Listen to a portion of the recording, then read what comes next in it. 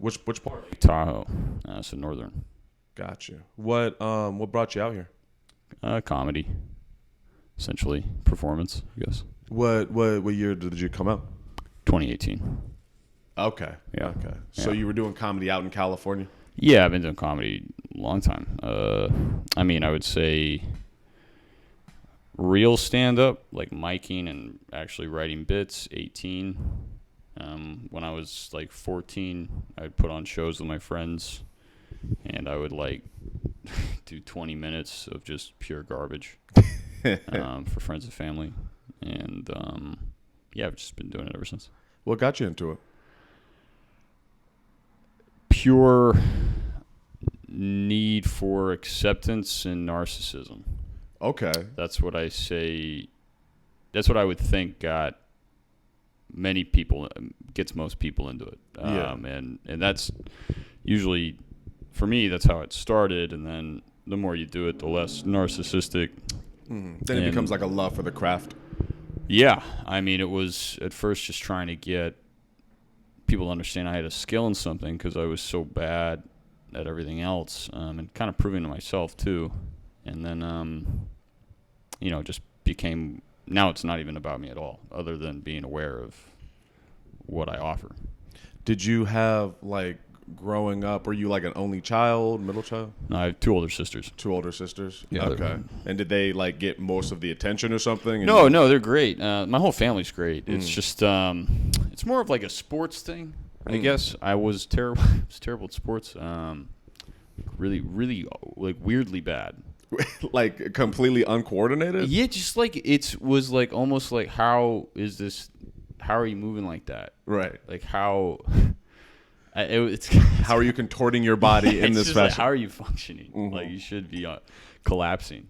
No, I get that. I got forced into basketball as a kid. Yeah. I think it's healthy to put kids in sports when they're young because that's a good skill to experience. Oh, totally. But but you do get to a point around high school. I love sports in terms of the game and the structure and the skill it takes, because it takes incredible skill and training. I don't like the mentality and culture behind it.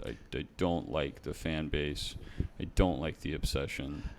Is there a particular sport you're thinking, or are you thinking sports in general? I'm actually thinking of just American sports in general, and how there's this idea of one team versus the other. Mm-hmm. And if you're rooting for one, there's sometimes where the other person rooting for the opposite will literally kill that person.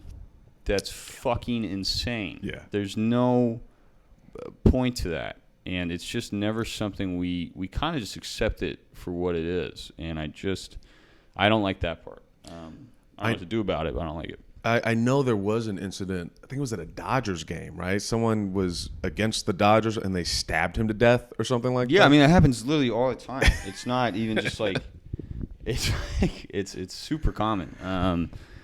And I get why it happens, because you're really investing. Sometimes people invest like their whole personality into things. Mm-hmm. And I don't know, I just don't think that's smart. I don't think any identifying of a group is good unless it's like meant to drag people out of something, Right. Like, you can be proud of your background, whatever the fuck, but like a random thing, like a team, mm-hmm. that's made up, fictional. Right. It's a fictional thing. And you've invested so much of your life that you're willing to take another person's life over a ball passing. Yeah, and it also just, it's affected your emotions and your sense of self? I guess, yes, self and perception. Like, I hear all the time, we got him, or that's my boy Steph. It's like, and Steph doesn't even fucking know who you are at all. He has no clue. and people, but they really like, well, we're sucking right now, or whatever the fuck, and the yelling. So we haven't done shit. It's team. That and the yelling is really makes me. It's so fucking funny, because I just see dads, almost every dad, just yell at players. Yeah. Like, if they could do better. Right. Or like the player's just gonna like turn around and be like, "All right, Jerry, trying my best." It's fucking insane. I have that thing, but it mostly bothers because like something like baseball or basketball, you could theoretically go to a park and do that. That bothers me when people watch UFC and they're like, "Man, that guy's a pussy." It's like, Right. Is he? Is he Yeah, a pussy? right. Exactly. So yeah, you couldn't even like get over that ring. But that whole idea of like your personality is your team. I'm the Broncos. That is me. Sure. I had that issue personally as a comic. That Really? I think, that I've come out of recently. Okay. Meaning, I think for years, I rested my whole identity on being a stand-up comic. Okay. And did you have trouble with that? Like, are you on the opposite spectrum of that, or do you feel like you balance pretty well between I am a stand-up comic, I do this, but I'm also a person? Yeah, I'm not a person. You're okay. Well, I am a person. I mean, of course, you have to know. Okay, so half of my background is acting. I would say actually the majority of it is acting, is stage acting. And if you're going into character work, you have to know who you are in order to play someone else. So when it comes to stand-up comedy, you're kind of stripping away to your most vulnerable self. I think that's the goal. That's what a very good comedian once told me in a McDonald's drive-through. You're stripping away to vulnerability, and it really resonated with me because, you when you're doing stand-up, that's supposed to be you, and that's. So when people ask me, "Are you a stand-up comedian or a person?" It's like I just they don't interlink in a hack way. They interlink in the way of like breath and pacing and listening and awareness. So my lens and my perception are kind of one and the same when I'm on stage and when I'm off. The circumstances change. That's what changes. People say to me, I get this a lot. They think I do like a voice when I'm up there, and I don't. This is how I talk, and this is how I sound. Yeah. Of course, there's a delivery aspect to it, but it's the circumstances that change. If I'm talking to you one-on-one right now, I'm gonna have this tone of voice because there's no reason for me to address everybody, right. Like that's it's a clear difference. And so it's just funny to me. People will go like, all right, I'm a stand-up comic. I write every day. I make sure that I say the joke this way or say it that way. When really, all you need to do is write, but listen. Listen. Just if you listen and you're receptive and you're vulnerable, you'll do stand-up. Yeah. That's what is the phrase? Acting is reaction. Acting is reacting. It's funny. The whole listening thing. So I've been in Chicago about a year now, and we haven't talked. I'm really glad getting to speak to you because I see you around the Laugh Factory all the time. The only conversation we kind of had was when we were playing. We were at whose apartment was it? It was Matt and Ashley's apartment, and we were playing that get to know you game. Oh yeah. And this is early, couple months in, so I didn't know anybody. Right. And I remember I made an assumption about you, and you're like, "Yeah, that's not me at all." Oh yeah. What was it? I was something about like being social or something. Oh, was it you? Yeah, it was something like that. Yeah, so I was way off. It's funny you say I don't talk to anybody. I really don't. I try. I mean, I talk to people, but dude, conversations really scare me. Especially in comedy. It is a struggle for me as well. Everyone feels so. I mean, you can tell who's genuine and who's not. And how do you tell who's genuine, who's not?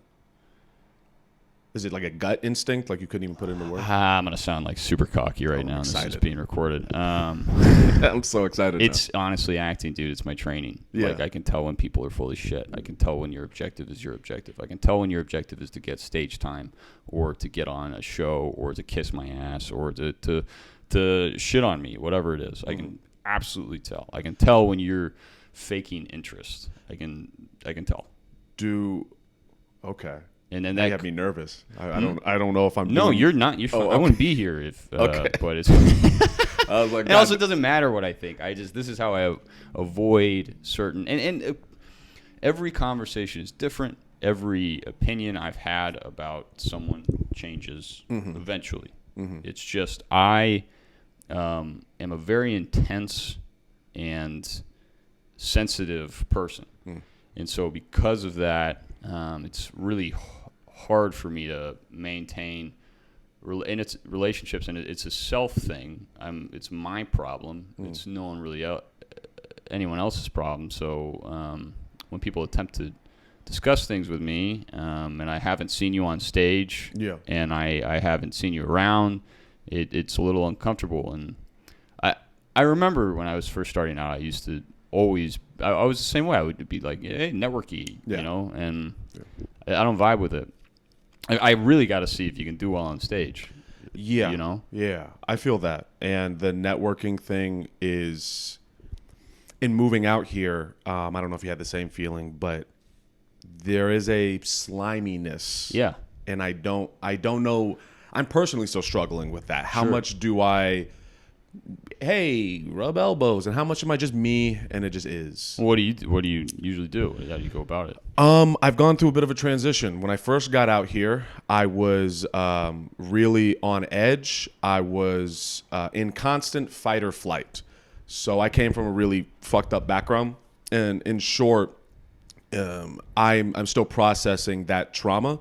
So when I came out here, I was like, everyone's out to get me. This is a competition. I need to win. Like that mentality. I mean, you're not wrong. It's not all the way off, but that idea of competition, that competitiveness, I definitely have in me, but I don't think it's conducive for art. Yeah, it's not. It's not. And so in the beginning, I was very, I think, internally standoffish. I don't know if I came off that way to people. Yeah. But internally, I was like, sure. And then as time has gone on, and as a very recent, now my idea is not to ignore everyone, because I still want to make connections. I want to have friends. I want to have fun. Yeah. I want to be a person, but is to continue to focus on me. Continue to focus like if I start getting insecure, if I start thinking, oh man, people hate me right now, try to take a step back and think, do they even think about you, or are they thinking about themselves? Yeah, the majority of the time they're thinking about themselves. Right. So I think that's I hear that. Yeah, I can. It's funny because that kind of attitude of like standoffishness, that actually I'm more likely to talk to that person. Really? Yeah, because then I know you're there to work. And that's really important to me. And it wasn't always, but it became the more I did comedy and the more that I bombed. I used to bomb so hard, man, like just gut wrenching. What got you through those bombs? Because you seem like you're not a big fan of that type of social, like that social intensity seems like it'd be a lot for you. Oh, I don't, I guess big crowds have never really been scary to me. It's more one-on-one. But bombing felt like your heart would just come right out of your asshole, and then you like couldn't pick it back up. And it's such a weird, what the fuck, Dan? Okay. But it felt like it sank. Yeah. And I guess you just kind of. I remember one time I bombed so bad, and then I of course I like posted about it because you're just trying to cry for help. And my professor, my old professor. Was this in California or was it Chicago? He's in Ohio now, but he's a great dude. And he taught me at my university, and he told me to stop doing that because it's not about me. Open mics and practicing jokes, he said, is like fixing a toilet. You just got to make sure it flushes. If it doesn't flush, you go back, you rework it, you try it again. Right, so you don't let the customer be like, all right, take a shit here, just so you know it didn't flush. Well, it's no. I mean, I do. Right. I do. It's more about looking at it like a job, like it's an objective truth. Your joke didn't work. It technically was not funny. Technically, not like, it's funny. Being funny is subjective, right? Of course, but there's an objective way to do it, and people always fucking knock that shit because it's easier. Because it's easier to say, oh, well, not everyone finds everything as funny, or there's nothing really wrong. Maybe it was a crowd. That's never the case. It's always you. It's like a cop out or an excuse for what you did that fucked up. Yeah, exactly. And I was getting into a discussion with a couple people about this the other day. It's like there's an acting tenet that I struggled with, growing up as an actor, and it took me a while to truly accept. But I got there because it's the only real way to improve, and that is the audience is always right. That is the case, and that means yes, the drunk woman that is throwing up right now, she is right, and it could ruin your whole set. It could, but you could also use it. Right. And the skill comes from listening to what happened, observing it, and being able to respond in the best way possible for everyone else in the room who's dealing with the drunk throwing up lady. If you just go, fuck, no one could have handled that, it's not true. There is a way to do it. And of course, there's ridiculous situations. People always say to me, okay, well, what if the audience comes in and they got, a flamethrower? It's like, that's not an audience member, dickhead. Like, I'm talking about people who bought a ticket and went in and were an audience. Mm-hmm. Like, if she got so drunk or if she got distracted, then maybe you needed to pick it up. Maybe you needed to gain her attention. And even if that's not the case, pretend it is. Right. Pretend it is. Think about what you could have done. Don't worry about her. She doesn't matter. She's drunk. Mm-hmm. She's gonna go away. But think, what could I do next time? You have a real intensity and passion for this. I can it emanates off. It's my whole fucking life. People, it's like sometimes I see people that just are like, I want to try this. Right. And it's like that's great, but I can't relate to that because there's never been anything else that I wanted to do other than entertain. So you've kind of, I don't know, I don't see you at the mic, so I assume you've surpassed that level to some degree. That is correct. I did a mic the other day. They're weird, man. Yeah, no, so I'm in how long you been doing this to stand up? I mean, on about 8 to 10 years. 8 to 10 years. I took 2 years off for acting. I'm currently going into my 7th year. Okay. And I'm in a place where, and I'm working on this, I'm in a place where I'm a little frustrated. Sure. Because I moved to a new place where no one knows me. Right. So as far as everyone else is concerned, this might as well be my first year doing stand-up. Yeah, I did the same thing. And so when I go to these mics, sometimes I get frustrated because on a skill level, I'm like, okay, I know I'm past this point, but socially, I am not, and I have to be patient and humble myself, and it's fucking hard, man. I relate very much to this. You know the whole being present in the moment thing. One of the things that kind of frustrates me is when I go to these mics, I'm watching people recite jokes, and that is that's something I love about the South Side. Is when people are up there. I mean, you can't just recite there has to be a give and take. Right. And just go back to the whole self-awareness thing.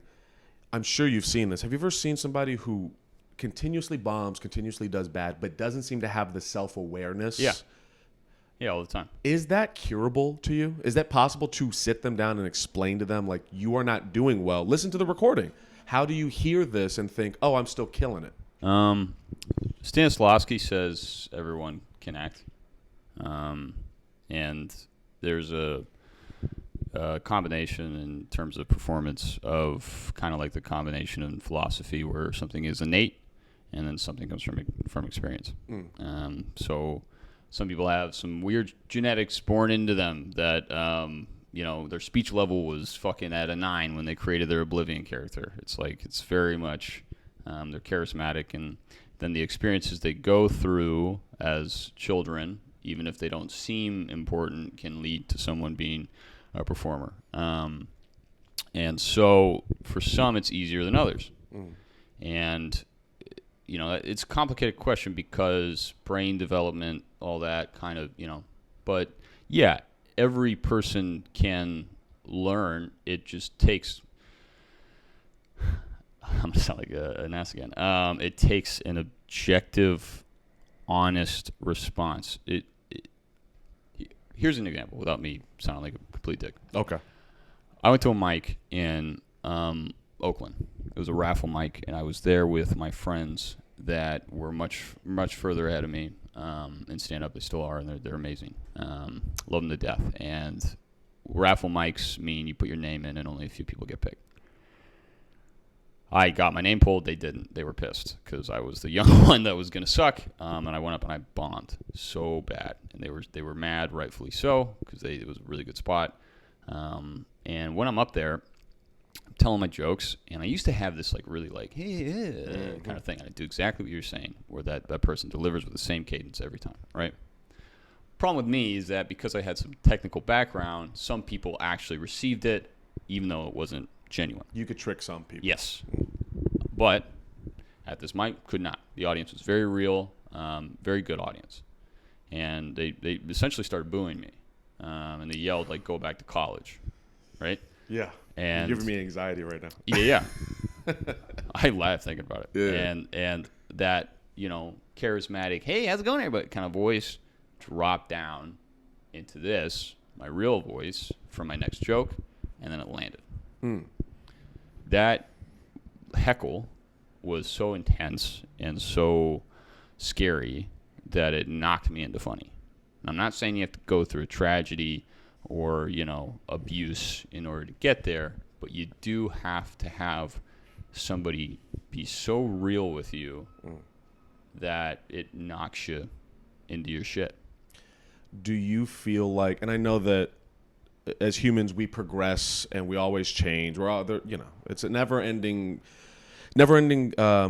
cycle of change and growth or whatever, and then you die and who knows. But right now, the Dan that you are now, do you feel like you know yourself pretty well?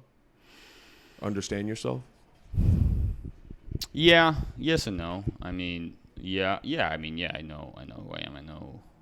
I know my objective, and I know my circumstances, and I have a lot of personalization. So, I mean, that's all acting. And I would say that in order to do what I do, you have to. And I think I do. I think I do know.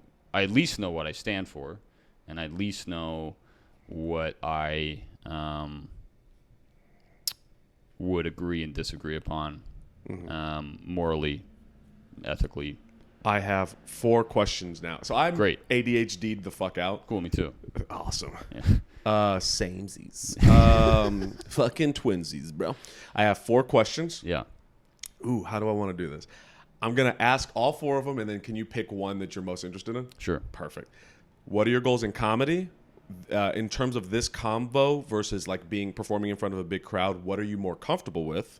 What did you study in college, and what do you stand for? And I can repeat them if necessary. I guess goals in comedy is fine. Okay. I don't have goals in comedy, other than to just be doing comedy. Dreams, fantasies, it would be amazing to have a show, write, act. That's I think my goal is to be a stand-up comedian and film actor. Those are the 2 things that I want to do, and those are 2 things I'm probably best at from my set of skills. I think people get clouded by goals because what's that? Everybody's hustling. Everybody's a hustler. I like to joke about that. I always like to say some shit where it's like, if you don't bleed from your eyeballs after taking 6 Malort shots at all the fucking mics you did on a Wednesday, are you really hustling or something like that? Whatever. If you don't harass the booker for the 3-minute spot at Denny's, whatever. I look forward. Yeah, I'm looking. What do you? I just like Ty. I'm looking at this photo of Ty. Yeah, we look especially uncle-ish in this. It's great. I love these Polaroid pictures and these. I have this project I'm working on where I got these disposable cameras, and I'm taking pictures throughout this entire year. Nice. And then I'm gonna develop them at the beginning of next summer. That's awesome. And see what happens. Yeah. But I think goals keep you away from the present. Interesting. You can always want to be like something, or you can just be. You remind me of. God damn it! Great actor. He was in Her. Do you know who I'm talking about? You the movie where he fucked the AI or something? I remind you of that guy. Yes. Remind me of this really lonely dude. No, not the Fell in love with a robot. The fucking actor. What is his name? He was in Her. He was in Joker. Fucking. Joaquin Phoenix. You remind me of Joaquin Phoenix. Really? I've yes. gotten that one before. It's cool. Okay. Thanks. You're welcome, man. He's a good actor. Yeah, I think he's a fantastic actor, yeah. And in doing this podcast with people, I'm trying to learn how to kind of click with people, sure, and understand their vibe as fast as possible. And you are very much an artist. Thanks, dude. And in this convo, would you be more comfortable if we were? Let's say I was asking you all the same questions, but we're at the Laugh Factory, and this is some sort of interview show. Would you feel more comfortable with that? I mean, it definitely would be funnier. Yeah, I would. I mean, yes and no. I would be more excited, and I would be, more awake. Not that I'm asleep right now, but it's just the stakes would be higher. Right. And I like those. I like those high stakes. I like to live in that, And stuff like this is cool too, because this is kind of this feels like we're just in a river floating. Mm-hmm. Whereas Laugh Factory is more like you're on top of a building and you're talking to people. Right. Does that make sense? It does. There's an intensity that comes with that. And if we were hypothetically doing that, people have paid money. Sure. There's something to lose. With this, you have nothing to lose. This is a lazy river we're just of conversation. Yeah. Okay. Yeah. What did you study in college? I studied acting. That makes sense. I studied acting and philosophy. What is there? I mean, part of my ignorance here, but is there a type of philosophy or what? It's chill. Ignorance is dope. It is. Can we make that a T-shirt? Ignorance is dope. It can be. Sometimes it's not, but it can be. So I liked ethical philosophy. I studied ethics, and then I studied abnormal psychology and philosophy, and then I studied belief in reality. Mm-hmm. And then my acting I would say also have, but actually I would confirm it also has a very intense method of philosophical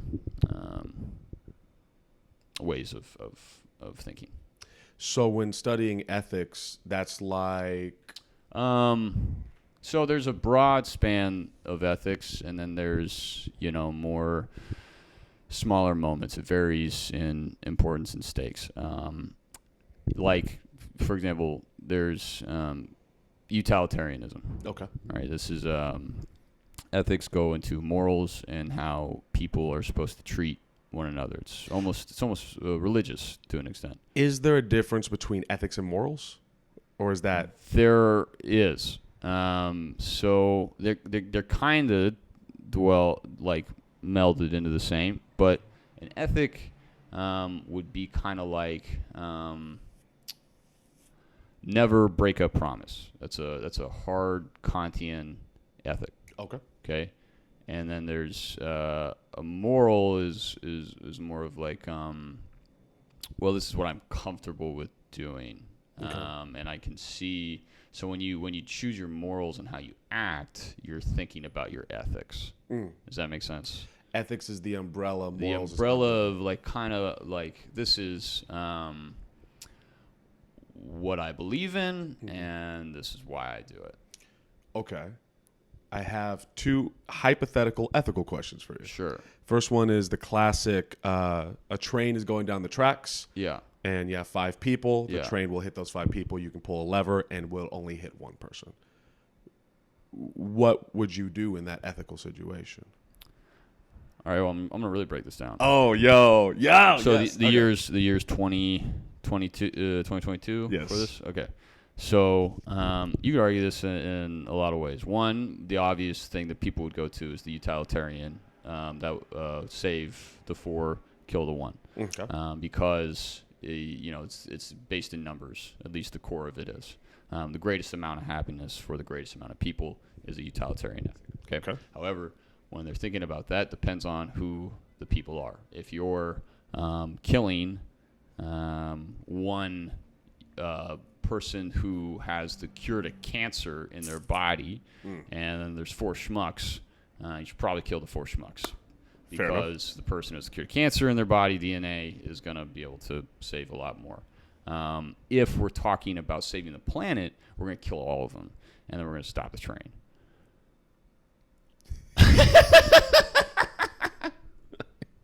So, okay. Does that make sense? I think so. So people think about, of course, kill the 1 person, save the 4, but Right. that's where ethics come into. Right. It's like utilitarianism works, but there's also a high level and low level amount of pain and pleasure. Okay. Something that is high level pleasure is much more desirable for humanity than something that's low level pleasure, because a low level pleasure means it's going to happen for a second. It's like cocaine. You do it, it happens, and then you go down, right? Or it doesn't affect anything, or it might have even made something worse. And then high level pain versus low level pain is also a real thing too. Now, I'd imagine that studying these types of things and then living in 2022 not even post-Trump, because he's going to come back. You lose your fucking mind. So you're... I hate, I've lost, it's something I'm a little too obsessed with. I can imagine that, like, in watching the world and America unravel in front of our eyes, and seeing probably a lot of from your perspective, a lot of very obvious ethical answers. Yeah. I've been on an I told you so train for about 3 years now. Of I told you so, like it was going to get this bad? Yeah. I have questions about that, but before I do, Sure. So I don't know if you know this. I'm an American Sign Language interpreter. Oh, wow. Oh, yeah, I didn't know that. So... Still impressive, those ways. Thanks. There was this ethical question that we had to go through a lot of ethics, and I would love, as a professional ethics, for you to give me your opinion of this. Well, I'm not professional, but sure. I'm an interpreter, and I go into a doctor's office. Okay. I'm talking to the deaf person in sign language before the doctor comes in. Okay. And the deaf person says to me, I have diabetes. And I'm allergic to medephrine or whatever the fuck it is. The doctor then comes in.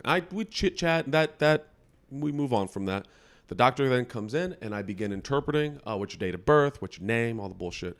And the doctor says, "Do you have any sicknesses that I should be aware of? Are you allergic to any medications?" And the deaf person says, "No." Ethically, as the interpreter, what should I do?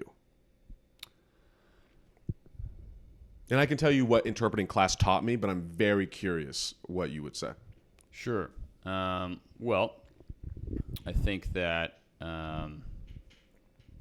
my ethics would have me double check with the person, the deaf person. I would, for a second be like, hold on, and then talk to them to make sure see what's going on. Right. Because you just told me this.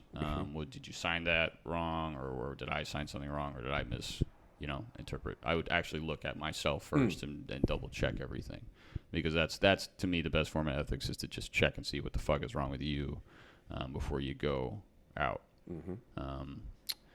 Some people might say that you tell the doctor, but you don't really know the full story. You just know what they signed you. You don't know what is true or what isn't, and you don't want to make assumptions from a mistake. So I don't think you tell the doctor. I think you check with the signed person, and then And then if they go, oh fuck, I am, then you go back and you do it. Now, ooh, man, I wish I could put all of my knowledge of deaf people in your brain so you had all the context. What is it? They're strange. I've had these situations come up. Sure. I've had people. They just like the power or something. It's they want to have the power of their own lives. No, I've had deaf people tell me to. Okay, let me. I have to think about legally speaking the ramifications. Of course. I cannot express. Okay. I had a person. I'm not even going to say gender, just to keep this as neutral as possible. Great. I had a person who was in physical therapy. Okay. Who had an issue with their wrist, I believe it was. The doctor kept saying you need to do these exercises, and because they aren't doing the exercises, they're not getting better. And I'm seeing them consistently, so I'm seeing them not get better. Okay. They keep essentially lying to the doctor and saying, I've been doing my exercises. My exercises. And then when the doctor goes away, when they're supposed to be doing their exercises, they look at me, they stop doing their exercises, and they do this. That's hilarious. Yeah. This type of stuff happen. By this, I mean shush, that I've realized we're on a podcast right now. That's right. This is not video, but they express to me, don't say anything. And I do not say anything. But that happens, like you end up, it's a weird situation because you're dealing with someone's life and their physical health. Sure. And they're deciding to worsen themselves. You know, now that I think about this, though, in terms of ethics, because you're just an interpreter. Depends. I'm working with, if you're under 18, if you're 17 and under, then the ethics change a bit. Sure, I could see that. But if I'm an interpreter and my job is to purely interpret, right? I can't really tell somebody how to live their life or affect anything else. I mean, if they want to. So that's ethically, I think the best option is to just not fuck with their choices. It's called the conduit method. That you're kind of a machine. Exactly. Yeah, you're just literally the voice of what's happening. You can't choose what's happening. That sucks. Yeah. You're just like the delivery. I've seen some nightmare situations. Yeah, I bet. I remember I've interpreted a few times where it was psychology or psychiatry or therapy or whatever, and the person was hearing voices, but they're deaf. But hearing voices isn't an auditory thing; it's a mental thing. Whoa! So trying to articulate, like, this person doesn't fathom what it is to hear voices, but they are hearing voices. Sure. It's. Do they tell you what voices? I had to take a long time to try to explain what it even meant. The doctor's like, so the doctor says, I'm going to be signing right now. Yeah. So the doctor says, are you hearing he pointed to his voices? ear. Yeah. And then the deaf person says, what do you mean? I'm deaf. I can't. I don't understand what you mean. Right. And I have to be like, inside your head. Yeah. Does it feel like a person's in there kind of talking at you? Sure. That's good. That's right. Yeah. And they said yes. I don't know. It never really got worked out. That's crazy. Yeah. I can't imagine. It's weird, man. Interpreting's fucking weird. Yeah, I bet. But to get back to you, sir, I have two more questions now. Dude, right. I'm very much enjoying talking to you, by the way. You're an intense and fascinating person. Thanks. What do you stand for? It sounds like you have pretty staunch beliefs. I mean, I kind of fall into utilitarianism to an extent. I'm trying to get rid of this fucking white saviorism that was pushed into me since I was a fucking young kid. That's like, because as a kid, I always wanted to be the fixer, and I still do to an extent. Mm-hmm. But now I'm kind of more of I can't control everything, and nor should I. Mm. And the fact that we think we can control things is actually, it's kind of funny because, there's actually another ethical principle or way of thinking. I don't know if this falls necessarily into ethics. So it does, actually. It's universal causation. Mm-hmm. So because we never chose where we were born, when we were born, who we were born by, we didn't really make any decisions after, right? Okay. Like, our parents had us, and then we were born in a hospital. And then after born in the hospital, what happened? They took you home. Took you home. Ideally. They took you home. Yeah. You didn't go home. I did not go home. No. And then what happened after that? They were like, man, here's some food and shit. Yeah, they fed you. Yeah. They cleaned you. Yes. Right. So because there's so many choices that we didn't make, it actually, everything is literally to how I am talking with my hands. Even though you can't see it, but the way I move my hands, the way I sip my fucking coffee, the way that I sit at a table, the way that the words that I'm saying right now are a result of the choice I didn't make. So you're talking about we have no free will. No free will, and what is that word? That nature versus nurture. You're leaning hard into nurture. I'm leading. No, I don't even know if I would touch any of that. I would say all humans. Well, this is universal causation. I don't necessarily believe this, but the belief in universal causation is that no one has free will. Okay. Because they are a result of the very first choice that they did not make. The very first thing that happened to them was not a choice, and so everything from that is a reaction. Like when you drop a rock in the water and the ripples. Right. Every choice you make is the ripples. Now, to give you some pushback to that, let's say we had a gun on the table, and you could have the choice to shoot me with the gun, but you've decided not to. Because of where I was born. Because of where you were born. And because of the timing and who, all that stuff. Now, does that give you a sense of solace? Does that feel comfortable, the idea of that? It doesn't have a choice, nothing matters, I'm just doing what I do? I didn't say nothing matters. Ooh, okay. I mean, things matter temporarily. But yeah, it gives me solace in the idea of I can be present. I don't have to think about what is going to happen or what did happen. I can just be here. It's so funny because that sentiment I support. I'm sure you saw that shit in my little. Sure. You know the chakras. Yeah. Okay. Chakras. It's interesting because that mentality sounds very calm and chill, and yet I do get this sense from you that your brain is not calm and chill. No, it's not, and I have to actively make it so. People don't actually know how angry I am. Not angry, like violent, but there's a burning passion in me that's just so fucking irritable. Like a frustration almost? Yeah, because I'm just so tired of people's selfishness and my own selfishness, and I want it to stop. And in a good way, I don't ever wish harm on anyone unless they're harmful to like a gross amount. But it's like, what the fuck are people doing? This whole going I told you so thing.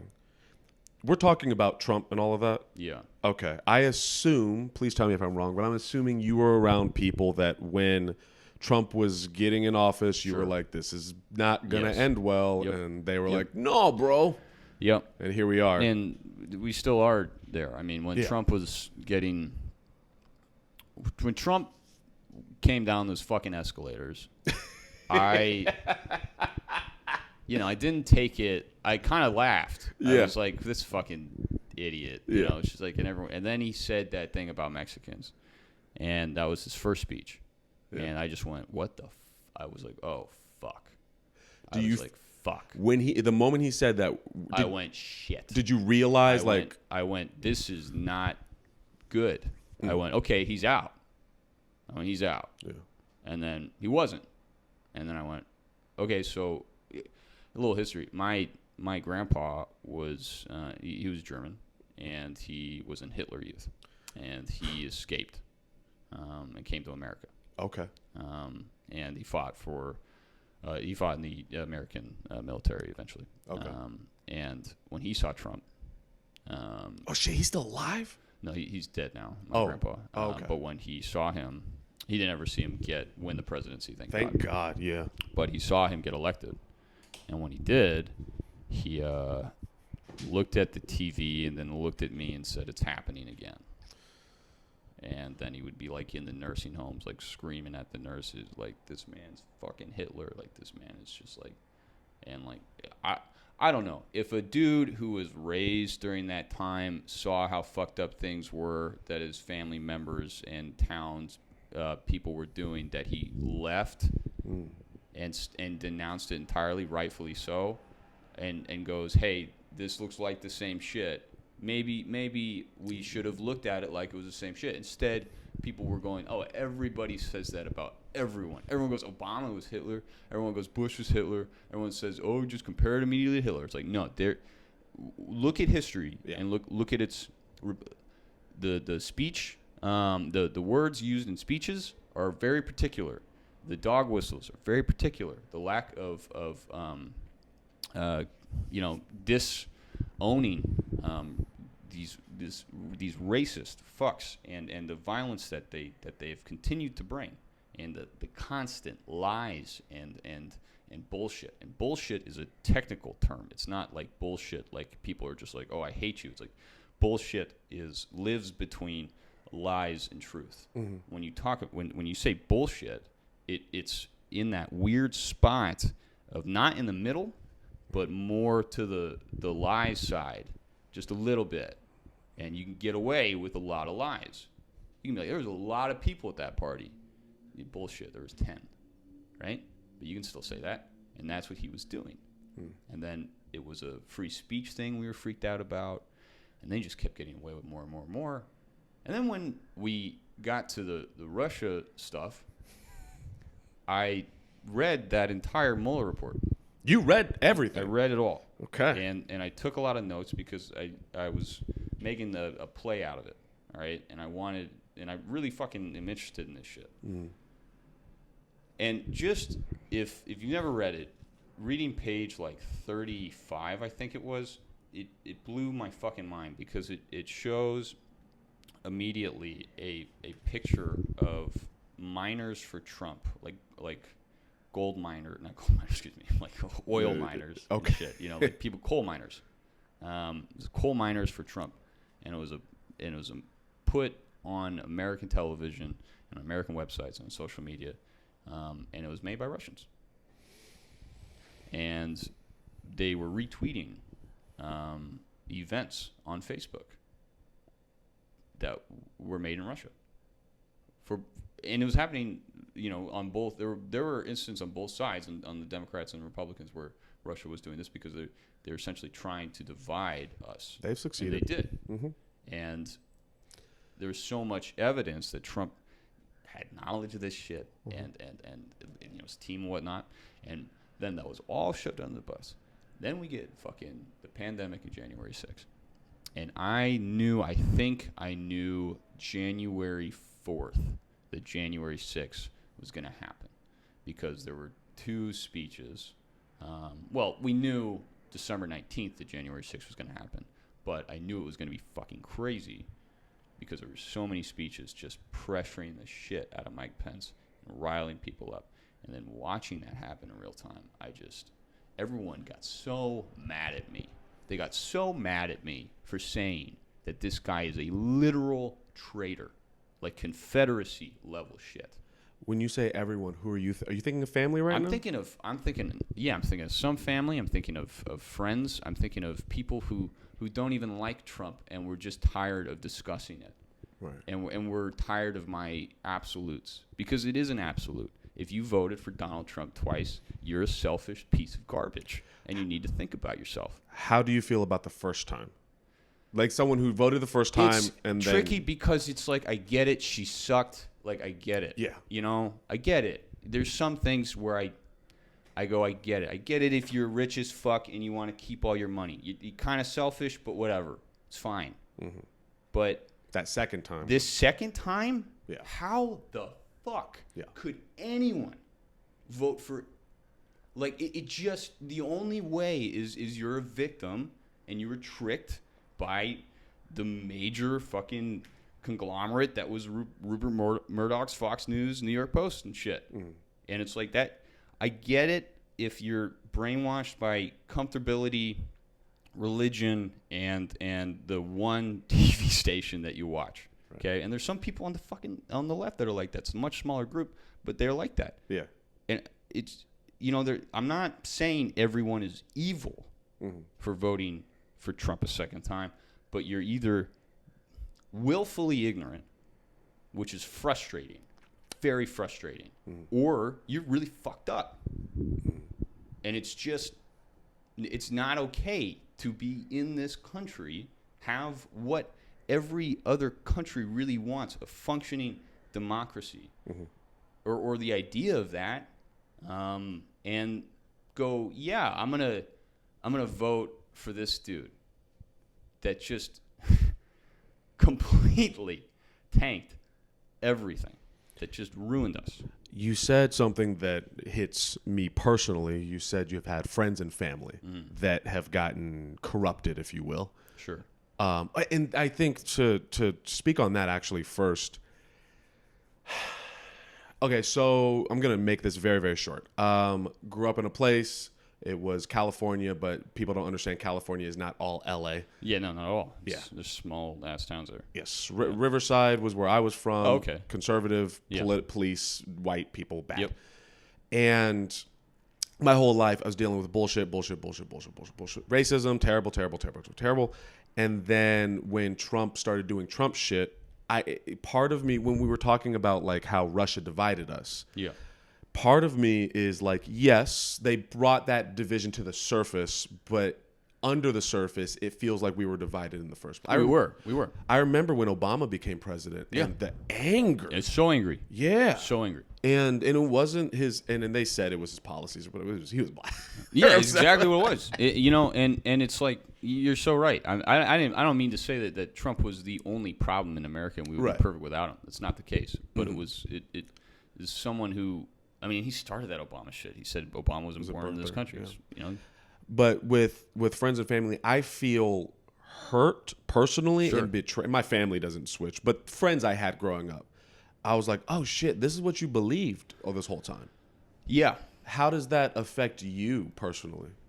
Well, I mean, not as much as, I mean, because, like I have this weird spot where I have, I mean, it's not a weird spot, it's privilege. It's a place of privilege. And so because it's, I look like them, and they kind of just look at me like a traitor. Really? Yeah, of course. Yeah, absolutely, dude. There's some people that want to just shoot me on sight. And I've gotten like video threats saying that. And it's like, it's fucking hilarious to me because, I mean, it's hilarious in a sad way. I don't really care. I don't really care about, someone who has such a horrible belief system of like, if you're racist at all and you dislike me, I don't give a fuck.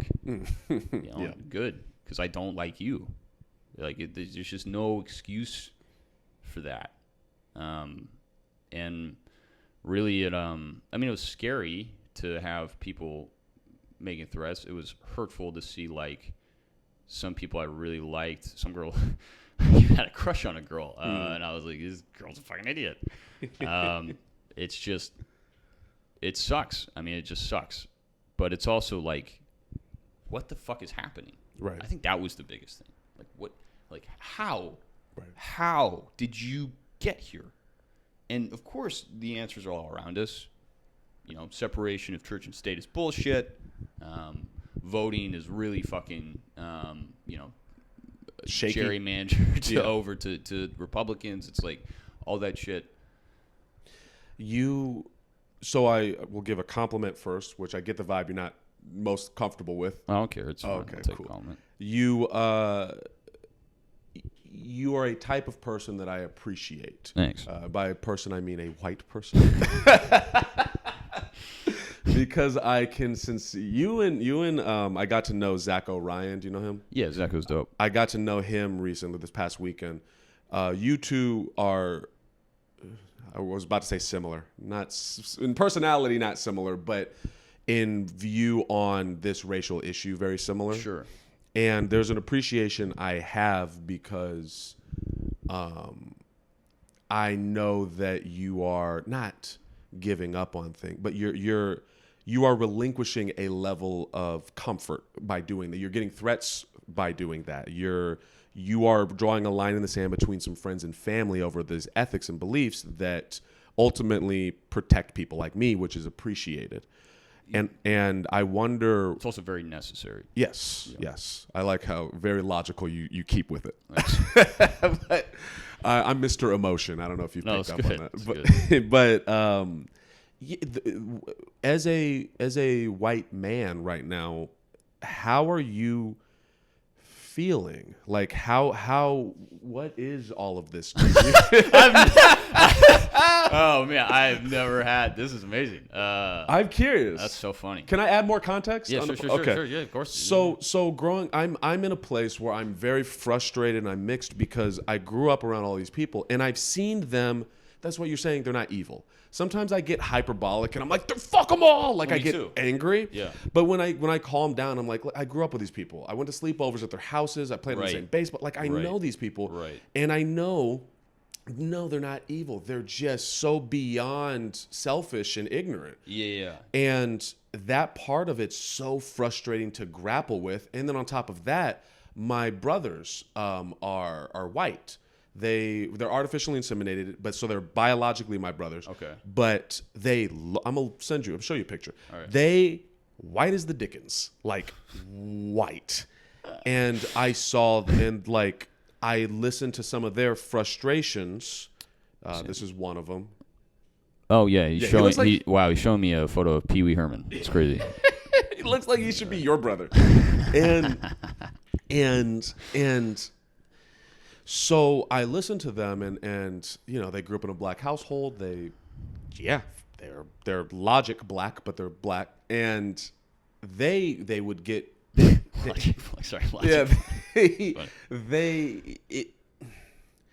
There is something very personal to me about the white male experience because they were like all of my friends for the most part, Interesting. And then my brothers. And I've had to hear their rhetoric my whole life.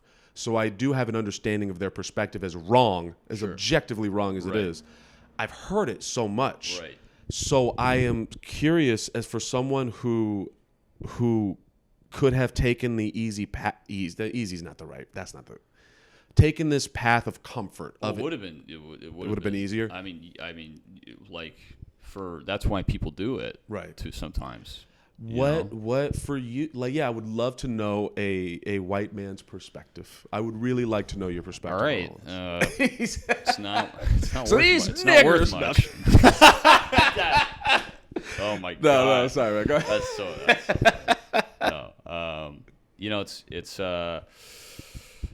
I just don't. I think that people, white man's perspective. Yeah. My whole world flipped in a really good way. Not like I was. My whole understanding of what it means to be empathetic really was a process. And I've never been oppressed in my life. But I have been different. And they're not connected wholeheartedly because difference comes from a white, I guess, nationalist point of view. That like a white perspective, someone being like, "Oh, that's a different culture." Right. That comes from white people saying what is normal. Ethnocentrism, I believe. Yeah. Okay. Yeah. Thank you. And it's like basically, I thought normal was American white for a lot of like my childhood, but during that, I was not good at straight white dude things. I wasn't gay. I'm not gay. It's hilarious. Everyone thinks I'm gay. And it's one of those things where no matter how much you say it, everybody fucking just will like. I'm never coming out. Like it's not happening. Yeah. Even if I'm pushing this down myself. But growing up with that, I didn't really fit in with straight white dudes. Yeah. And little straight white dudes, little straight white boys are evil. They are really, especially in the fucking boonies. We're talking like incels, red pill type. No, not even that. We're talking like South Park. We're talking like the bro, like a Stan Marsh in a real life. Like they're sweet, they're little boys, whatever. But really, in private behind doors, they're swearing. They're playing whatever porn, raunchy, racist shit they can find, because they're so suppressed by Christianity and evangelicalism and republicanism and nationalism in a rural, straight, white community that any exploration to any different idea is, either shut down or frowned upon. So they all fucking do it in private. When they do it in private, they're basically binging. Like when I remember I would see fucked up shit when I was like 9 years old, 8 years old. I had a older friend. He was 15 or 16, so he showed me porn and death for the first time. I didn't have a choice. Yeah, dude. And this is like this is normal to them. Like there's a mentality of like, all right, you're gonna go to war. And you could probably relate to some of this, that like straight male shit where it's just like dominate. Yeah. Be aggressive, win, compete. Whatever the fuck it takes, be the best. Yes. So that perspective and seeing that perspective really be challenged of white dudes are leaders or always leaders. White dudes are always the ones in control. To actually see an opening to that has made me go, okay, maybe we can do this. Maybe we can actually fucking, diversify the power. Which is important. It's so important. And right now, I'm feeling like people are wary of me. People are, which is fine. It's not a bad thing. It's actually smart, statistically. Most white dudes that look like me are serial killers, mass shooters. They are. Yeah. And so whenever, I used to get offended by it. Yeah. If I would be on the street and somebody would see me and they'd like walk fast or get scared, I would be like, hey, fuck you. Yeah. People say white people don't go through racism, and it's not. That's bullshit. Okay, bullshit. So I understand the wariness. I'm listening more. I don't get mad if somebody says, like I shouldn't have an opinion at the table, or I need to just keep my mouth shut. I welcome that, and I'm just trying to adapt. I don't really have many complaints because there's nothing to complain about. White dudes are always bitching about, I can't say this, Yeah. or whatever, or I can't grab that, and it's just like, dude. Like keep what's our first thing in like kindergarten? Like keep all keep your hands objects to yourself. Yeah. Like just don't and stand in line and yeah. And I still believe, and this is a comedic straight white thing. Yeah. Everything is on the table. I still believe in that, but I think everything is on the table, but you got to have different servers. Right. Yeah. That's kind of what this has taught me more than anything, and that's my perspective on what's going on. I think white dudes are being knocked down a peg in a good way, but I also don't think much is happening too at the same time. It's like it's weird. I think it's just going to take hindsight to see what all of this is, I guess, especially with the internet. We're test subjects, I think, for something really crazy. Yeah. Why did you ask that? Do you have like a soft spot for white for us? Kind of. Why? I feel bad for you guys because really, yeah, and not when violence is being perpetrated on me. I'm in defense mode. Yeah, of course. But part of me moving out to Chicago was a realization, needing to find myself. Sure. And part of that was racial. And I know that as segregated Chicago is, there's black people out here. So I was like, I'm going to go where there's black people. Sure. I grew up in a place where, you know, my family was integrated early on. Like, I think my grandparents grew up around white people. And then my parents, my mom and her brothers and sisters grew up around white people. So I'm of a generation of black people who have had to learn how to survive around white people. Right. And it fucks with your identity. Sure. So black people don't fuck. Too white for the black kids, too black for the white kids. And you feel lost and confused. The idea that I would get I would get called racist for celebrating Black History Month. I would, the kids around me would be like, well, there's not a white history month. Exactly. You would hear that over and over again, right. or he's president. They're president now. A black president. Yeah. That's shit. Over. Yeah, it's all over. And they sound upset when they're saying, "Yeah, they do." Yeah, it's over. Fuck, it's done now. Like, they're real upset. But I feel bad in the sense that there is a beauty amongst all these other cultures that they don't get to see. You put yourself around other people, and so you get to take in these cultures, and not in a colonialist, like, this is mine now. Sure.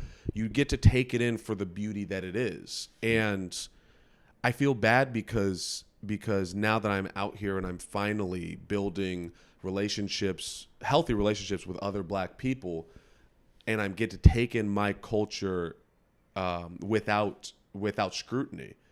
It's good. Thank you. See, I'm far more emotional than you. No, it's good.